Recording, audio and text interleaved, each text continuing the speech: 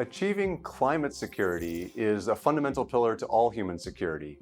But in 2020, just 13% of businesses prioritized climate risk assessment.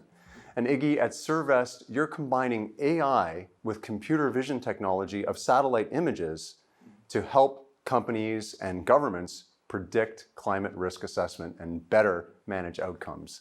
What is the technology doing to achieve this? What we're trying to say is, can we develop a new approach to earth sciences, artificial intelligence, where we can pull together the best machine learning models, the best physical sciences, combined with data automation at a scale that would allow people to monitor their assets globally, look at individual assets, look at locations, tie different portfolios together, say what has already happened to those locations or those assets and what will happen over time. So we can be more aware of what's going to happen, because it's these assets that underpin our returns, whether they're economic returns, social returns, political stability. If we reframe this as a security problem, then, and also we can use artificial intelligence to personalize that risk, then there's a greater probability people will start understanding their relationship with climate change. Our first use case is largely around baselining the risk and then building the operational resilience. We have an early warning system that could alert you to something's about to happen to your asset, or your asset has passed a critical threshold.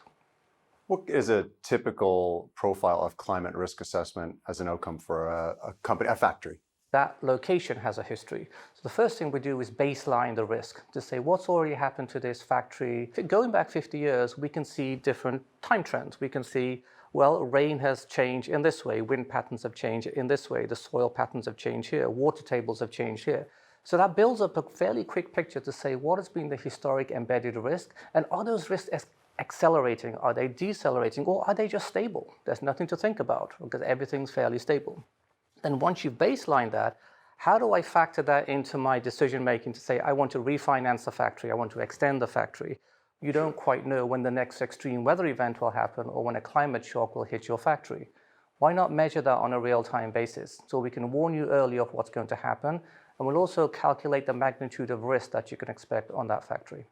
A lot of people will say that these are long-term concerns and there is no immediacy to the climate challenge in front of companies. How do you get people to make it something more urgent? So part of artificial intelligence, we have learned across 500 million assets that we have on our platform.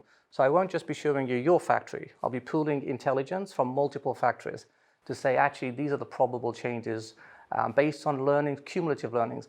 Now, you're right, climate change is an accumulation problem. But long-term accumulation also means your asset will deteriorate and you'll have the efficacy of your returns, your asset will be impaired over time. Business interruption, right? Why does it happen, and why are companies getting paid $250 billion a year in insurance payouts?